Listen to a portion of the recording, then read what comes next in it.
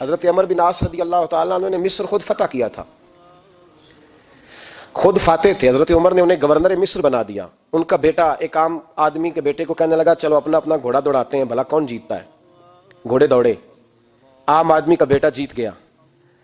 Governor صاحب کے بیٹے نے درہ اٹھایا اور درہ اٹھا کر کے اس جیتنے والے غریب آدمی کی کمر پہ درے مارے. اس کو جب درے لگے تو بیٹے نے گھر آ کے باپ کو اپنی لہو لوہان کمر دکھائی. باپ کے دل میں بڑی قدر ہوتی ہے اولاد کی. درجے تو لوگ ماں کے بیان کرتے رہتے ہیں، لیکن جتنا باپ پیار کرتا ہے اس کا بھی تقاضا کوئی کر نہیں سکتا. والد نے جب دیکھا نا لہو لوہان ہے گردن، تو والد چیخے، روئے. اور پھر پتہ نہیں اگلے 1.5 منٹ میں اس بچے کے والد کو کیا ہوا، اس نے آنسو پونچھے اور بیٹے کو کہنے لگا میرے گھوڑے کے پیچھے بیٹھ. کہا کدھر جانا ہے؟ فرمانے لگے یہ ظلم کا دور نہیں، یہ عمر کا دور ہے. ہاں ایسی بات ہے کوئی جو مرضی کر جائے؟ بیٹھ میرے گھوڑے پہ. آدھی رات کے وقت پہنچے مدینے اور باہر جا کے وہ آدمی پکارنے لگے، کہنے لگے عمر باہر آؤ، نکلو خوابگاہ سے. جب غریبوں پہ ظلم ہو تو پھر حکمرانوں کو سونے کی اجازت نہیں ہوا کرتی. باہر آؤ. فاروق اعظم آدھی رات کو اٹھ کے آئے. کیا ہوا؟ کہا عمر دیکھ یہ بیٹا جو میں نے اپنے منہ کے نوالے کھلا کھلا کے پالا ہے، ذرا میرے لال کی پشت دیکھ. تیرے دور حکومت میں یہ حال ہوگا. حضرت فاروق اعظم نے کہا جاؤ بلا کے لاؤ فاتح مصر کو. حضرت عمر بن عاص بیٹے سمیت آئے. جناب فاروق اعظم فرمانے لگے مجمع میں کھڑا کر کے، فرمایا کیوں مارا تو نے اس کو؟ گردن جو گئی. فرمایا تو گورنر کا بیٹا تھا اس لیے مارا ہے؟ اس غریب آدمی کے بچے کو کہا درے پکڑ اور گورنر کے بیٹے کو اس کے سامنے مار، اور اتنے مار کے اسے سمجھ آئے. جب اس کو درے لگ رہے تھے تو لوگ دیکھ رہے تھے. تھوڑی دیر گزری تو حضرت سیدنا عمر فاروق رضی اللہ تعالیٰ عنہ نے فرمایا گورنر مصر کو بھی سزا دو، اس کے کپڑے اتروا کے اسے ٹاٹ کا لباس پہناؤ. لوگ کہنے لگے حضور گورنر صاحب کی کیا غلطی؟ سنو اور یاد رکھنا. حضرت فاروق اعظم کہنے لگے اس بچے کے دل میں بات ڈالی کس نے کہ تو گورنر کا بیٹا ہے؟ کس نے بات ڈالی کہ تو چودھری کا بیٹا اور باقی کمی ہوتے ہیں؟ کس نے سکھایا اسے؟ وہ طاقتیں بھی ہم کچھ لیں گے جو سکھاتی ہیں کہ فلانا بڑا ہے فلانا چھوٹا ہے. فرمایا نا، جب کوئی رسول اللہ کا کلمہ پڑھ لیتے ہیں وہ برابر ہو جایا کرتے ہیں. اس کو کس نے سکھایا؟ کس نے سکھایا اس کو؟ گورنر کو بھی. اور پھر حضرت عمر نے تاریخی جملہ کہا حضرت عمر بن عاص کی طرف دیکھ کے، فرمایا جب اللہ نے ان لوگوں کو آزاد پیدا کیا ہے تم نے کیوں غلام بنا لیا ہے؟ جب رب نے آزاد پیدا کیا تم نے کیوں غلام بنایا ہے؟ عزیزو یاد رکھو جب انصاف کا بول بالا ہوتا ہے پھر کوئی آدمی ڈرتا ہے. یہاں انصاف نہیں ملتا. اور میں آپ خود ایک بات یاد آ گئی. حضرت عمر کا زمانہ تھا تو غسان کے بادشاہ نے کلمہ پڑھ لیا. جو لوگ غریب کہلاتے ہیں نا وہ ذرا میری بات پہ زیادہ توجہ کریں. غریبوں کو سنانے لگا ہوں، غریب ذرا توجہ کریں. غسان کے بادشاہ نے اسلام قبول کر لیا اور اسلام قبول کرتے ہی وہ آئے حج کرنے. حج کے بعد فارغ ہوئے تو ایک نفلی طواف کر رہا تھا غسان کا بادشاہ شاہ غسان. آج تو خانہ کعبہ میں بھی وی آئی پی پروٹوکول ملتا ہے، آج تو مسجد نبی میں بھی وی آئی پی پروٹوکول ہوتا ہے. یہاں آ کے بھی، یہاں بھی اور دیکھتے صحیح کچھ کھڑا کہاں ہے. یہاں بھی پولیس والوں نے بازو پکڑے. سوچو تو صحیح یہ حال کر دیا تم نے مذہب کا. طواف کعبہ ہو رہا ہے اور غسان کے بادشاہ نے جبہ پہنا ہوا ہے باریک اور لمبا. وہ طواف کعبہ کر رہا تھا تو ایک غریب آدمی کا پیر اس کے جبے پہ آ گیا. جب پیر آیا تو اس نے پلٹ کے غریب کے منہ پہ تھپڑ مارا. جب تھپڑ مارا تو اس غریب نے سیدنا فاروق اعظم کی عدالت میں مقدمہ کر دیا. کہا بادشاہ نے تھپڑ مارا ہے. حضرت عمر فاروق رضی اللہ تعالیٰ عنہ نے بادشاہ کو بلایا. فرمایا تو نے اس غریب کو مارا ہے؟ کہا جناب اس نے پیر رکھا تھا. تو فرمایا پیر رکھا تھا تو کیا ہو گیا؟ تو نے کیوں لمبا جبہ پہنا تھا؟ تجھے سمٹ کے چلنا چاہیے تھا. کہا میرے لیے حکم کیا ہے؟ حضرت عمر کہنے لگے یا اسے رات میں راضی کر لے ورنہ صبح اسی جگہ اسی کونے میں خانہ کعبہ کے سائے میں وہ غریب تیرے منہ پہ تھپڑ مارے گا اور تجھے تھپڑ کھانا پڑے گا. غریبوں سنو سنو، ساری رات وہ غسان کا بادشاہ غریب کی منت کرتا رہا تو راضی ہو جا. غریبوں تم سے شکوہ ہے، تم 2-4 لاکھ پہ راضی ہو جاتے ہو.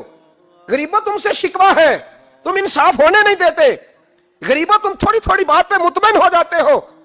تھوڑی تھوڑی بات. جتنے غریب تن ہیں لباسوں سے دور دور اتنی ہی چادریں میں مزاروں سے چھین لوں، اور جتنے غریب گھر ہیں اجالوں سے دور دور اتنی ہی روشنی میں ستاروں سے چھین لوں. اتنی تو ہمتیں ہو میری کم سے کم بلند کہ شاہوں کے تاج فقط اشاروں سے چھین لوں. تمہاری زیادتی ہے، تم نے ظلم پروان چڑھایا ہے. جب تم چودھری کے کہنے پر ایم این اے کے کہنے پہ راضی ہو جاتے ہو تم انصاف ہونے نہیں دیتے. ڈٹنا سیکھو، کھڑے ہونا سیکھو. جب اسے کہا نا راضی ہو جا تو وہ غریب کہنے لگا میں راضی ہو جاؤں اور کل تو کسی اور کو بھی تھپڑ مارے. فرمایا جتنی تیرے پاس دولت ہے لا کے قدموں میں رکھ، ہم دولتوں کی پرواہ اس لیے نہیں کرتے کہ ہم نے محمد عربی کا چہرہ دیکھا ہوا ہے. اب میری نگاہوں میں جچتا نہیں کوئی، اس لیے کہ جیسے میرے محبوب ہیں ویسا نہیں. تم اثر لینا چھوڑ دو، تم اثر بڑا لیتے ہو. ہاں تمہارے اوپر چیزیں اثر انداز ہوتی ہیں، اس لیے انصاف نہیں ہوتا. ڈٹنا سیکھو، کھڑے ہونا سیکھو. جو بھائی ڈٹ جاتا ہے نا وہ بڑے کمال کر جایا کرتا ہے. ساری رات مناتا رہا. حضرت عمر سے کہنے لگا وہ نہیں مانتا، تو جناب عمر کہنے لگا پھر تیاری کر لے، ہم بادشاہ نہیں دیکھیں گے، دولت نہیں دیکھیں گے، ہم رسول اللہ کا دین دیکھیں گے، ہم نبی پاک کا نظام دیکھیں گے. وہ بادشاہ رات کو دوڑ گیا، بھاگ گیا، جا کے عیسائی ہو گیا. لوگوں نے کہا اتنا قیمتی آدمی عمر نے ضائع کر دیا. فرمایا چپ کرو، میں نے کوئی چیز ضائع نہیں کی، میں نے تو اپنے رسول کا دین بچا لیا ہے، کوئی شے ضائع نہیں ہوئی. عدل جب تک میں پھر کہوں گا اس عدل کے نقصان میں ہر آدمی برابر کا شریک ہے. ہم عدل ہونے نہیں دیتے، ہم عدل قائم نہیں کرتے. ہمارا تقاضا ہی نہیں کہ عدل ہو، ہم اپنے آپ کو عدل کے لیے پیش ہی نہیں کرتے، مزاج ہی نہیں. حضرت علی المرتضیٰ ایک جری انسان تھے، اور وہ علی تھے جن پر انسانیت رشک کرتی ہے. اور مولا علی وہ ہستی تھے کہ میرے مصطفیٰ کریم صلی اللہ تعالی علیہ وسلم نے فرمایا اس کے دیدار کو تو فرشتے بھی آیا کرتے ہیں. نا بڑا آدمی، اور پھر امیر المومنین خلیفۃ المسلمین حضرت علی. خود مولا علی نے حضرت قاضی شریح کو قاضی بنایا، چیف جسٹس بنایا، اپنے ہاتھوں سے تعیناتی کی. حضرت مولا علی رضی اللہ تعالیٰ عنہ کی زرہ گم ہو گئی. کافی دیر گزر گئی تو ایک یہودی کے پاس وہ زرہ آپ کو نظر آئی. حضرت علی نے ڈائریکٹ اس سے چھین نہیں لیا، حالانکہ امیر المومنین تھے. ہمارے ہاں ڈنڈا بھی بڑا چلتا ہے نا، جو طاقتور ہوتا ہے وہ تو تھانے جاتا ہی نہیں، اس کو ضرورت نہیں، اس نے تو بندے رکھے ہوئے ہیں، اس کو تو پتہ ہے کام کیسے لینا ہے. لیکن حضرت علی نے آئینی رستہ اختیار کیا، قانونی رستہ. قاضی صاحب کی عدالت میں مقدمہ کیا کہ فلاں یہودی کے پاس میری زرہ ہے اور وہ چوری ہو گئی تھی، گر گئی تھی، گم گئی تھی، مجھے دلائی جائے. قاضی صاحب نے بلا لیا یہودی کو، امیر المومنین بھی کٹہرے میں. قاضی صاحب کہنے لگے اس سے کہ زرہ تیری ہے؟ اس نے کہا جی میرے پاس ہے تو میری ہے. قاضی صاحب کہنے لگے حضرت علی سے گواہ آپ کو دینے پڑیں گے کیونکہ مقدمہ آپ نے کیا ہے، اگرچہ وہ امیر المومنین ہے. توجہ ہے بھائیوں کی، سمجھ آ رہی ہے باتوں کی؟ گواہ امیر المومنین آپ نے دینے ہیں کیونکہ مقدمہ آپ نے دائر کیا. تو حضرت علی کہنے لگے میرا بیٹا حسن گواہی دے گا کہ میری ہے، اور میرا غلام کمبر گواہی دے گا. قاضی صاحب کہنے لگے حضور ان کی گواہی درست تو ہے پر میں نہیں تسلیم کرتا، اس لیے کہ بیٹے تو باپ کے حق میں بولا ہی کرتے ہیں، نوکر تو آقاؤں کے حق میں بولتے ہی ہیں. جائیں کوئی غیر جانبدار بندہ لے کے آئیں جو گواہی دے. تو حضرت علی خاموش ہو گئے، کہنے لگے ابھی میرے پاس ایسا کوئی گواہ نہیں. قاضی صاحب کہنے لگے چلیں پھر آپ یہودی کو راضی کریں، آپ نے کیوں بلا وجہ گھسیٹا عدالت میں، راضی کریں، انصاف کا تقاضا ہے. تو حضرت علی قریب گئے، کہنے لگے بھیا ناراض نہ ہونا، زرہ تو میری ہے، ناراض نہ ہونا، میں نے غلط مقدمہ نہیں کیا. وہ علیحدہ بات ہے کہ میرے پاس گواہ نہیں تو میں کوئی بے انصافی نہیں کر سکتا، تو میرے ساتھ چل تجھے کھجوروں کا حلوہ کھلاتا ہوں تاکہ تو راضی ہو جائے. وہ یہودی کہنے لگا میں نے قاضی صاحب کا انصاف دیکھا اور جناب علی کا انصاف کے لیے کھڑا ہونے دیکھا تو میں مولا علی کے قدموں میں بیٹھ گیا. میں نے کہا علی جب تیری یہ شان ہے تو محمد عربی کا کیا مقام ہوگا. میں نے کلمہ پڑھنا شروع کر دیا. دیکھیں نا تقاضا پورا کیا ہے حضرت علی نے. تو وہ کہنے لگا علی تیرے انصاف کے رنگ نے نا، یہ جملہ یاد رکھنا، کہنے لگا یہودی علی تیرے انصاف کے اس رنگ نے میرے دل سے کفر کی میل دور کر دی، تیرے عدل نے میرا کفر توڑ دیا، کفر. لیکن شرط دیکھیں نا، غریب آدمی ابو ایوب انصاری، ماڑے بندے. اب تو پیر اور مولوی بھی گنجائش نہیں نہ دیتا کسی کو بولنے کی. تو سیاست دان تو اللہ ہی کی پناہ، وہ تو پتہ نہیں کس طرح سوتے ہیں رات کو، اللہ ہی جانتا ہے. پتہ نہیں کس طرح اپنے آپ کو مطمئن کر کے وہ زندگیاں گزار رہے ہیں، خدا ہی بہتر جانتا ہے. حضرت عمر فاروق جیسا دلیر اور جرری آدمی جمعہ پڑھانے مسجد میں داخل ہوئے تو جناب ابو ایوب انصاری دروازے پہ کھڑے ہو گئے، کہنے لگے عمر تیرے نوکر نہیں، ٹائم پہ آیا کر، بڑی دیر سے کھڑے ہیں. کیوں دیر سے آیا ہے؟ بڑے جلالی تھے نا حضرت عمر، لیکن وہ جلالی اس وقت تھے جب کوئی ظلم کرتا تھا، اور ذات کے لیے جلالی نہیں تھے. کب وقت پہ آیا کر، کو ملازم نہیں تیرے. تو سیدنا فاروق اعظم منبر پہ چڑھے اور فرمانے لگے اللہ ابو ایوب انصاری کا بھلا کرے، جب تک اس طرح کے لوگ موجود ہیں کوئی بادشاہ بگڑے گا نہیں، اللہ اس کا بھلا کرے، اس نے میری توجہ صحیح. اور پھر عمر رو پڑے، رو کے فرمانے لگے مسلمانوں معاف کر دو، غلطی کوئی نہیں، میرے پاس کرتا ایک ہی ہے اور عبداللہ کی ماں نے وہ دھو کے خشک ہونے کو ڈال دیا تھا، غریب ہوں، کرتا دوسرا کوئی نہیں، تو وہ ذرا نا خشک ہونے میں آ کے دیکھ لو ابھی بھی گیلا ہے، مجھے معاف کر دو، میری غلطی نہیں ہے. صحابہ درد کے ساتھ رونے لگے اور کہنے لگے اللہ اس طرح کے حکمران ہمیشہ عطا کرتا رہے. میرے بھائی تو انصاف کا رنگ تو دیکھ، ان تقاضوں کو سمجھنا. یہاں کسی کی جرت ہے بول سکے، طاقت ہے کسی کی، لیکن انہوں نے اپنے آپ کو پیش کیا، سامنے پیش کیا اپنے آپ لوگوں کے سامنے. دو مال غنیمت کی چادریں بانٹ رہی ہیں، سب کو ایک ایک ملی ہے. فاروق اعظم جمعہ پڑھانے آئے تو اسی چادر کا کرتا، اسی کی تامت، لوگ کھڑے ہو گئے, عمر بتا تو نے دو کیوں لی, یہ انصاف ہے, یہ عدل ہے, کیوں لی دو؟ تو حضرت عمر کہنے لگے میرا بیٹا جواب دے گا. عبداللہ بن عمر بولے, کہنے لگے ابا جی کے کپڑے بڑے پرانے ہو گئے تھے, میں نے اپنے حصے کی بھی اپنے ابا جی کو دے دی ہے. دیکھیں نا, یہ انصاف میرے نبی پاک نے کیا ہے, صحابہ نے سیکھا ہے. میں اور آپ تیار نہیں, ہم تیار نہیں انصاف کے لیے, ہمارا مزاج نہیں انصاف کا, ہمیں خود بہت سارا آگے پیش ہو کے رنگ دکھانا پڑے گا, اس کے لیے ہماری تیاری نہیں. اس لیے ہم حکمرانوں کو گالی دے کے چپ کر جاتے ہیں, اس لیے ہم وکیلوں کے کہتے ہیں بکتے بڑھائیں, جج بکتے, یہ باتیں کر کے ہم خاموش ہیں. ہم پیش نہیں کر پا رہے, ابھی تک ہم اپنے آپ کو کھڑا نہیں کر پا رہے کہ ہم سے مطالبہ کرو انصاف کا, کھڑا نہیں. حضرت سیدنا علی المرتضیٰ شیر خدا رضی اللہ تعالیٰ عنہ فرماتے ہیں بدر کے لیے جب جا رہے تھے تو سواری ایک تھی, سوار تین تھے, ایک سواری اور سوار تین. فرماتے ہیں نبی پاک صلی اللہ علیہ وسلم نے فرمایا تین کٹھے نہ بیٹھنا, دو بیٹھے, سواریوں کو تکلیف ہوتی ہے, قربان جاؤں کیسا رسول دیا ہے جو جانوروں کے حقوق کا بھی خیال فرماتے ہیں صلی اللہ علیہ وسلم. فرمایا دو بیٹھے. حضرت علی کہتے ہیں پہلے میں اور نبی پاک صلی اللہ علیہ وسلم بیٹھے, اور تیسرے ہمارے ساتھ ابو درداء رضی اللہ تعالیٰ عنہ. فرماتے ہیں جا رہے تھے بدر کے لیے, پہلے میں اور حضور بیٹھے, پھر نبی پاک اور ابو درداء بیٹھے. فرماتے ہیں پھر نمبر لگ گیا میرا اور ابو درداء کا, اور مصطفیٰ نے گھوڑے کی لگام تھامی تو حضرت ابو درداء تڑپ اٹھے, کہنے لگے علی نہ طبیعت مانتی ہے, نہ ادب مانتا ہے, نہ عشق مانتا ہے, تو اس طرح کر, میں تو چھوٹا ہوں, آپ کہیے رسول پاک سے, آپ ہر لحاظ سے بڑھیں, آپ عرض کیجئے کہ حضور نہ ادب مانتا ہے, نہ عشق مانتا ہے, نہ پیار مانتا ہے, نہ تقاضا ہے, مہربانی کرے آ جائیں.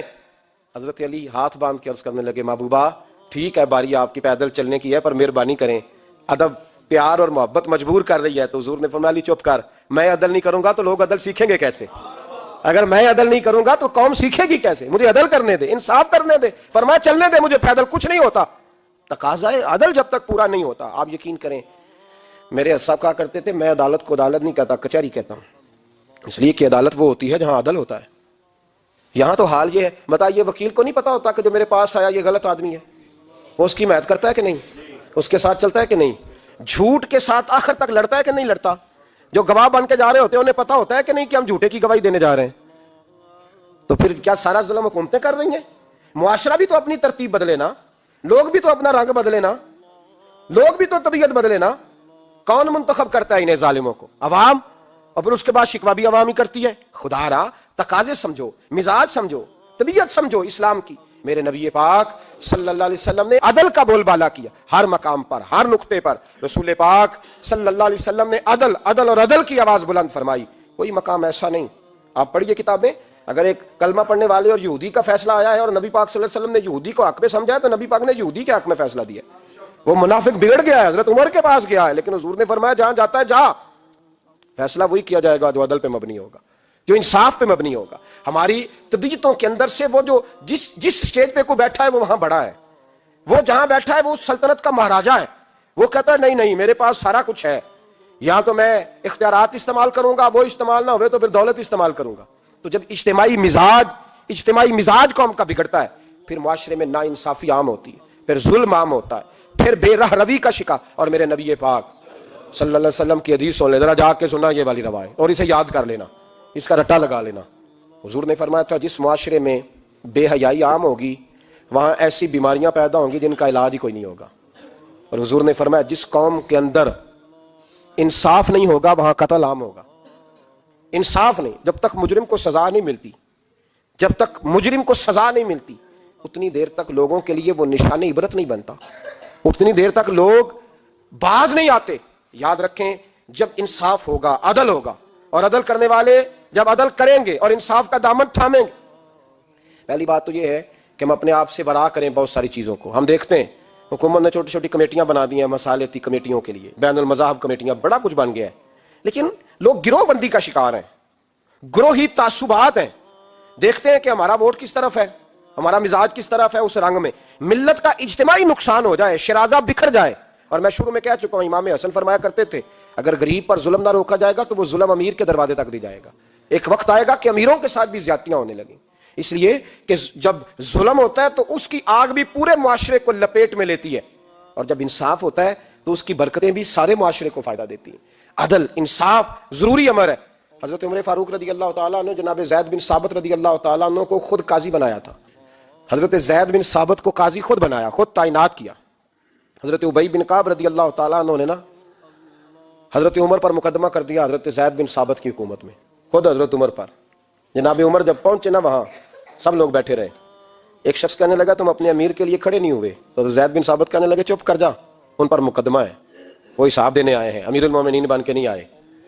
سامنے کھڑا کیا تو گفتگو کے دوران کوئی ایسا موقع آیا کہ حضرت عمر کو قسم دینی پڑی، تو حضرت زید بن ثابت حضرت ابی بن کعب سے کہنے لگے یار لحاظ کر، وہ فاروق اعظم ہے، امیر المومنین ہے ہمارے، اور تو ان سے قسم کا مطالبہ کر رہا ہے۔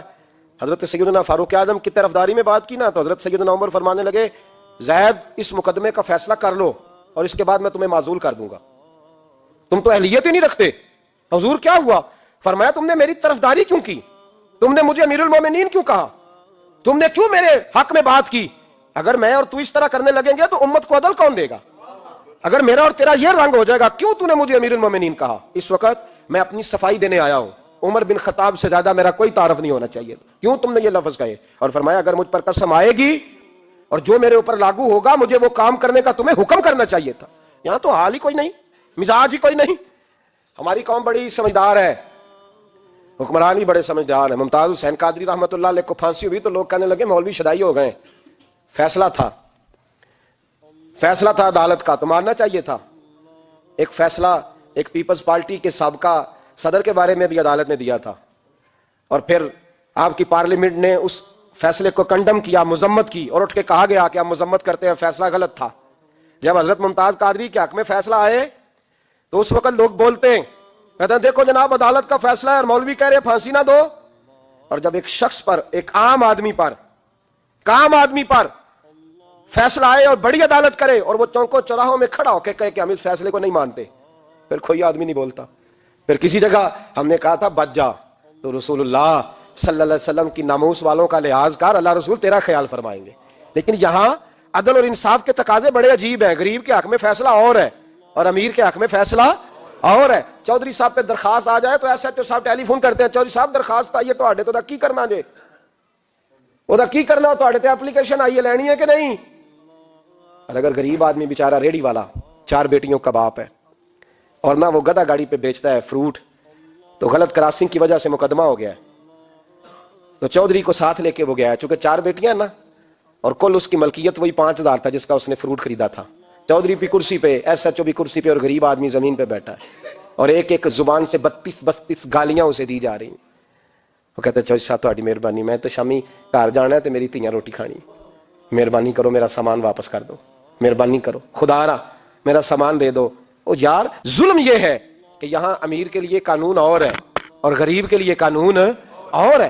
اس وقت پھر ظلم ہوتا ہے، پھر زیادتی ہوتی ہے، پھر ملتیں نہیں بنتی، پھر اس سے ڈاکو پروان چڑھتے ہیں، اس سے پھر ظالم پروان چڑھتے ہیں۔ اپنے آپ کو پیش کرو، یاد رکھو میرے نبی پاک صلی اللہ علیہ وسلم نے فرمایا ظلم قیامت کے اندھیروں میں سے ایک اندھیرا ہوگا، ظالموں کو قیامت کے دن ٹھوکریں لگیں گی، رستہ نہیں ملے گا۔ اپنے آپ کو پیش کریں، چھوٹی سی بھی زیادتی، چھوٹا سا بھی ظلم نہ ہونے پائے، انصاف کے تقاضے پورے ہونے چاہیے۔ نبی پاک صلی اللہ تعالی علیہ وسلم نے جو امت ہمیں بنایا ہے تو اس امت میں انصاف کا بول بالا ہے، کوئی آدمی انصاف سے بالا تر نہیں۔ بہت بڑی بات کرنے لگا ہوں، امام ابو نعیم نے لکھا ہے خود رسول پاک نے اپنی ذات کو انصاف کے لیے پیش کیا۔ اس بات کو میں جب کبھی سوچتا ہوں نا تو لگتا ہے کہ روح پرواز کر رہی ہے اور پتہ نہیں کہاں کہاں سے ہو آئی ہے۔ انصاف کا بول بالا ایسے نہیں ہوتا۔ حضرت فاروق اعظم اور مولا علی اور عثمان غنی اور ابو بکر صدیق اور سیدنا قاضی شرح جیسے لوگ ایسے ہی تیار نہیں ہوتے۔ ان کے پیچھے جو میرے رسول پاک صلی اللہ علیہ وسلم کا مزاج ہے اس کو سمجھیں، غور کریں۔ میں جب اس پہلو کو دیکھتا ہوں نا، آپ یقین کریں یہ روایت میں کبھی کبھی پڑھتا ہوں اور کبھی کبھی اس کو بیان کرتا ہوں تو میں کھو جاتا ہوں بہت ساری جگہوں پہ، پتہ نہیں کہاں کہاں کا سفر طے ہو جاتا ہے۔ حضرت عکاشہ بن محصن رضی اللہ تعالیٰ عنہ فرماتے ہیں کہ نبی پاک صلی اللہ علیہ وسلم کے وصال سے 2-3 دن پہلے کی بات، محبوب پاک صلی اللہ علیہ وسلم نے فرمایا سب لوگوں کو مسجد نبوی میں اکٹھا کرو۔ اکٹھا کیا، جب کوئی نئی آیت آتی تھی یا کوئی جنگ کی تیاری ہوتی تھی تو لوگ اکٹھے کیے جاتے تھے، سب کو اکٹھا کیا۔ کہتے ہیں جب حضور کا حجرہ نور کھلا تو 2 آدمی بظاہر حضور کو سہارا دے کے لائے، اتنی بخار اور کمزوری ہے۔ حضور منبر پہ بیٹھے اور جب نبی پاک بات کرتے ہیں تو ہاتھ مبارک پہ بظاہر راشا ہے، کانپتے ہیں دست اقدس۔ محبوب نے مجمع پہ نظر ڈالی، فرمایا تمہیں کسی نئے حکم کے لیے نہیں بلایا، بس اللہ نے اپنے ایک بندے کو اجازت دی، چاہے تو دنیا میں رہے اور چاہے تو اس کی بارگاہ میں حاضر ہو جائے۔ اس بندے نے پردے کا فیصلہ کیا ہے، میں نے تمہارے بیچ وقت گزارا ہے، تمہارے ساتھ رہا ہوں، حضور فرمانے لگے میری زبان سے، میرے قول سے، میرے فعل سے غلاموں کسی کو تکلیف پہنچی ہو تو بدلہ لے سکتا ہے. یہ نہیں فرمایا معاف کر دو، اٹھو اور بدلہ لو. حقیقی جمہوریت تھی نا. حضرت عکاشہ بن محسن پیچھے سے کھڑے ہو گئے، بوڑھے آدمی، کہنے لگے حضور ایک جنگ میں صفیں سیدھی کراتے کراتے میری ننگی پشت پہ درہ مارا تھا آپ نے، بدلہ لینا ہے. عجیب ہی منظر بن گیا مسجد نبی کا. آنسو بہنے لگے، لوگ تڑپنے لگے. محبوب نے فرمایا بلال جاؤ، فاطمہ کے گھر میں درہ پڑا ہے، لے آؤ. حضرت بلال کہتے ہیں سیدہ کے دروازے پہ دستک دی. اماں جی نے کہا کون؟ اماں جی میں غلام بلال ہوں، وہ درہ چاہیے تھا. تو سیدہ کہنے لگی نہ تو جنگ ہے نہ جہاد ہے، حضور نے درہ کیا کرنا ہے، طبیعت مبارک تو علیل ہے. بلال ماجرا کیا ہے؟ حضرت بلال رو پڑے، کہنے لگے ایک صحابی بدلہ لینا چاہتے ہیں. حضرت فاطمہ نے امام حسن اور حسین کو باہر نکالا، درہ دیا. کہنے لگی بلال عکاشہ سے کہنا میرے بیٹوں کے وجود پہ 100 درے مارے. انہوں نے فاطمہ کا دودھ پیا، سی کوئی نہیں کریں گے، لیکن حضور تک کوئی نہ جائے، اور میں نے ویسے بھی حضور پر قربان کرنے کے لیے پیدا کیے. سیدنا بلال حبشی رضی اللہ تعالیٰ عنہ فرماتے ہیں میں روتا ہوا درہ لیا، شہزادے لیے، اور میں جب حاضر خدمت ہوا نا حضور کے دروازے پہ داخل ہوا، محبوب پاک صلی اللہ علیہ وسلم نے امام حسن اور حسین کو دیکھا تو حضور رو پڑے، فرمانے لگے انہیں بٹھا دو، مجھے پتا ہے فاطمہ نے کیا کہہ کے بھیجا، بٹھاؤ. شہزادے بیٹھ گئے. میرے محبوب پاک علیہ السلام نے فرمایا عکاشہ کو درہ دو. حضرت عکاشہ کہتے میں درہ لے کے آگے بڑھا تو کسی نے میرا پیر تھاما. جب میں نے نیچے دیکھا تو ابو بکر صدیق تھے. کہنے لگے یار میری کمر پہ مار، حضور کے قریب نہ جانا. نبی پاک نے فرمایا صدیق ہٹ جا یار بیچ میں سے آنے دے. کہتے میں ذرا آگے بڑھا تو مولا علی شیر خدا نے میرا پیر تھاما. عکاشہ نہ کر، میں نے کہا آنے دو. محبوب فرمانے لگے علی ہٹ جاؤ، اسے آنے دو. حضرت علی شیر خدا بھی ہٹ گئے. جناب عکاشہ قریب آئے، کہا حضور ذرا کمر سے کپڑا تو ہٹائیں، میری پشت اس وقت بغیر کپڑے کی تھی. محبوب نے کپڑا ہٹایا اور جناب عکاشہ نے درہ جو اٹھایا تو صحابہ کی چیخیں نکل گئی، رونے لگے اور نہ کرنا یار نہ کرنا. جناب عکاشہ نے درہ دور پھینکا اور حضور کے وجود کو چومنے لگے. کہنے لگے کس نے درہ مارنا تھا؟ میں تو جاتے جاتے حضور کا بوسہ لے کے اپنے لیے جنت اکٹھی کرنے جا رہا تھا. میرے محبوب پاک صلی اللہ علیہ وسلم نے فرمایا جس نے جنتی دیکھنا ہو میرا عکاشہ دیکھے. امت کو درس دیا، امت کو درس دیا. پیش کر اپنے آپ کو انصاف کے لیے، آگے بڑھ، پیش کر اپنے آپ کو انصاف کے لیے اور کھڑا ہو جا عدل کے لیے. ان اللہ یأمر بالعدل والاحسان، اللہ تمہیں حکم دیتا ہے عدل کا. میرے مصطفیٰ کریم صلی اللہ علیہ وسلم نے خود، حالانکہ وہ درہ جو محبوب پاک صلی اللہ علیہ وسلم نے ان کو مارا وہ ہمدن نہیں تھا، وہ تو صفیں سیدھی ہو رہی تھی. تم بھی آگے ہو جاؤ، تم پیچھے ہو جاؤ، روٹین ہوتی تھی. بھائی میرے محبوب صلی اللہ علیہ وسلم یہ پیغام دے کے گئے ہیں امت کو، عدل کا دامن تھام، انصاف سے زندگی گزار، انصاف کے ساتھ وقت گزار. اور اگر تو انصاف نہیں کر، محمود غزنوی بیٹھے ہیں، ایک بندہ تڑپتا اور روتا ہوا آ گیا، روتا ہوا. کہا کیا ہوا؟ کہنے لگا حضور میں غریب ہوں. اور ایک بات اس طرح بھی ملتی ہے کہ عورت تھی اور بی بی آ کے کہنے لگی حضور میں غریب نہیں ہوں، 3-4 بیٹیوں کی ماں ہوں، خامد فوت ہو گیا، شاہی خاندان کا ایک نوجوان میرے گھر آتا ہے اور میری بیٹیوں کے ساتھ ظلم کرتا ہے، مہربانی ہو جائے. محمود غزنوی کہنے لگے تو جا. سپاہیوں سے کہنے لگے بی بی دوبارہ آئے تو میں سویا ہوا بھی ہوں تو مجھے اٹھا لینا. کہا جیسے ہی وہ تمہارے گھر میں آئے مجھے بتانا. بی بی کہتی ہے تیسرے دن میں دوبارہ گئی، دروازے شاہی پہ دستک دی تو محمود فوراً نکلے، لباس پہننا جنگ کا، نیزہ، تلوار، تیر، کمان، گھوڑے پہ بیٹھے میرے ساتھ چلے. اور کہتے ہیں جب اندر داخل ہوئے تو وہ نوجوان گھر کے اندر تھا. محمود غزنوی نے اندر جاتے ہی کہا جلدی سے چراغ بند کرو. دیا گل کر دیا، چراغ بند کر دیا اور محمود نے 2 وار کی اور نوجوان کی گردن اڑا دی. جب قتل ہو گیا تو محمود نے کہا پانی لاؤ. اور بی بی کہتی ہے میں پانی لائی، 1 پیالہ، 2 پیالے، 3 پیالے، 5 پیالے پی گئے محمود پانی کے، پیتے ہی جا رہے. میں نے کہا بادشاہ کیا ہوا؟ تو محمود رونے لگا، کہنے لگا تجھے انصاف مل گیا نا؟ کہا مل گیا. تو محمود کہنے لگے یہ میری سگی بہن کا بیٹا تھا اور میری بیوہ بہن کا اکیلا بیٹا تھا. جب تو میرے گھر آئی کہ شاہی خاندان کا نوجوان آتا ہے تو میں نے تحقیق کی تو مجھے پتا چلا کہ وہ تو میرا اپنا بھانجا ہے. میں نے قسم کھائی تھی کہ جب تک تجھے انصاف نہیں ملے گا میں پانی نہیں پیوں گا، پانی نہیں پیوں گا. پانی اس لیے مانگا ہے کہ پیاس سے مر رہا ہوں، اور دیا اس لیے بند کیا ہے کہ بہنیں بڑی پیاری ہوتی ہیں نا، اور پھر بہن بیوہ ہو اور بیٹا اس کا یتیم ہو اور اکیلا ہو پھر رنگ اور ہوتا ہے نا. اس لیے چراغ گل کر کے میں نے اسے قتل کیا ہے کہ اگر مارنے لگوں تو کہیں بہن کا چہرہ نہ میری آنکھوں کے سامنے آئے، کہیں بھانجے کا تصور دیکھ کر میں اسے چھوڑ نہ دوں. ان اللہ یأمر بالعدل والاحسان، جب تک عدل اور انصاف ہوتا رہتا ہے معاشرہ سکون سے بھرا رہتا ہے. یاد رکھو جس معاشرے میں عدل نہیں ہوتا، जिस माशरे में इंसाफ नहीं होता, जिस माशरे के अंदर लोग अपने आप को बालातर समझने लगते हैं, जिस माशरे के अंदर हमारा तो ये हाल है कि बाहर से आकर हमारा दुश्मन हमला करके लौट जाता है, हमें पता ही नहीं चलता, बस ठीक है मार गए छुट्टी हो गई। जिस माशरे की बेइज्जती का ये आलम हो कि दर्जनों लोग कत्ल हो। और मैं दुख से ये बातें करता हूं, दुख से।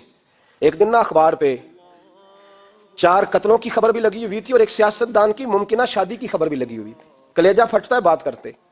वो खबर इतनी छोटी सी थी कि आज जिला लाहौर में 4 लोग कत्ल हो गए। वो खबर इतनी छोटी थी और एक सियासतदान नई मदारी करने लगा है, उसकी खबर बड़ी थी। और कौम वो ठीक है, पढ़ने वाला भी ऐसा ही है, मेरी तरह के लोग, उन्होंने वो कहा वो कत्ल तो रोज होते रहते हैं, ये आम से लोग हैं, गरीब लोग, ये गाजर मूली हैं, कोई वर्ज नहीं, काट गए। तो ये शादी की खबर बड़ी है, इस पे तबसरा होना चाहिए। उसी वक्त फटे आबाद हो जाते हैं, चौंक आबाद हो जाते हैं, बहस शुरू हो जाए, 4 आदमी कत्ल हो गए, ठीक है माज़अल्लाह, मसला ही कोई नहीं। इतनी बेहिसी, इस कदर ज्यादा सफाकियत, और कौमी मीडिया मदारी करो की खबरें बड़ी देता है। और जो बेचारे कत्ल हो गए सरे राह, जिनकी रपट भी पता नहीं कब दर्ज होगी और जिनके बारे में पहली कार्रवाई का आगाज भी पता नहीं कब होगा, उनकी खबरें छोटी हैं। हम तो इस तरह हैं जैसे कोई मदारी लगाएगा तो सारी कौम वहां इकट्ठी हो जाएगी। ये संजीदा कौमों का वतीरा नहीं। ओ भाई, हम पाकिस्तानी, पंजाबी, ये सारा कुछ बाद में है, सबसे पहले हम रसूलुल्लाह के गुलाम हैं। हमारे मिजाज के अंदर वो सारा कुछ होना चाहिए जो हमारे नबी ने हमें अता फरमाया है। हमें उन सारी चीजों को सीखना चाहिए जो रसूल पाक ने हमें अता फरमाई है। अपने मिजाज को तब्दील करें, इंसाफ का आगाज करें, और अगर कभी गलती हो जाए तो डांट के कहें हो गई, अपने आप को पेश करें। हजरत अली शेर खुदा रदी अल्लाह तआला अन्हु फरमाया करते थे, जिसे दुनिया में सजा मिलेगी अल्लाह दोबारा कयामत में नहीं देगा, इसलिए कि मेरा रब बड़ा करीम है। आप फरमाया करते थे वो बड़े कीमती लोग हैं जो दुनिया में सजा लेते हैं लेकिन आखिरत की सजा से बच जाया करते हैं। यहां अगर अपने आप को पेश कर लिया जाए, यहां अगर इंसान अपने आप का मुहासबा कर ले, इस जगह अदल कायम कर ले, सुबह कयामत उसके लिए आसानी हो जाए। गरीब से लेकर अमीर तक जो जिस जगह बैठा है, जिस मनसब पे बैठा है, उसे तकाजा अदल कायम करना चाहिए, उसे इंसाफ का बोलबाला करना चाहिए, उसे हर मकाम पर यह सोचना चाहिए कहीं ऐसा तो नहीं कि मैं बेइंसाफ हूं। और याद रखें, इंसाफ होता है, ना इंसाफ की आंखें होनी चाहिए और ना इंसाफ का दिल होना चाहिए। वो देखे ना कि सामने कौन है, और उसका दिल अगर धड़के तो सिर्फ इंसाफ के लिए धड़के, किसी और के लिए धड़कना नहीं चाहिए। उसे बिल्कुल फैसला करना चाहिए, जो भी सामने आए उसे फैसला करना चाहिए। अपने आप को पेश करना सीखें, मुआशरे में इंसाफ करना सीखें, अदल करना सीखें। हमारे यहाँ इनफरादी सतह पे जब शुरू होगा ये काम, इनफरादी सतह पे, फिर वो इज्तिमाई, आप यकीन करें लोग गुफ्तगू की हद तक भी इंसाफ नहीं करते। कोई आदमी अगर सही कह रहा है ना बात, लेकिन हमारे मुफादात को ठेस पहुंच रही है, तो उसकी मुखालफत करना हम जरूरी समझते हैं। कहते हैं बात सही कर रहा है, पर चूंकि मेरे मुफादात की नहीं, लिहाजा मैं इसको इस बात में आगे बढ़ने की इजाजत नहीं दूंगा। 2-4 दिन पहले एक साहब मुझे समझाने लगे, कहने लगे मामलात थोड़े आगे बढ़ रहे हैं, अब तो चीजें बड़ी सारी सही हो गई हैं, उलमा को नरमी करनी चाहिए। और मैंने कहा किस बात की नरमी? हमारी आवाज तो इतनी मौसर है ही नहीं, हमने तो कभी दावा ही नहीं किया कि हमारी वजह से बड़ा इनकलाब आ रहा है। अगर कोनों में बैठ के मस्जिदों में रसूलुल्लाह के नाम की दुआई देते तो इतना तो मौका दो ना, हमें कम से कम इतना तो करने दो। और वगरना अगर हमसे पूछो तो मरहूम कह गए थे जितने गरीब घर हैं उजालों से दूर दूर, इतनी ही रोशनी मैं चिरागों से छीन लूं, और जितने गरीब तन हैं लिबासों से बेनियाज, इतनी ही चादरें मैं मज़ारों से छीन लूं। इतनी तो हिम्मतें हो मेरी कम से कम बुलंद कि शाहों के ताज फक्त इशारों से छीन लूं।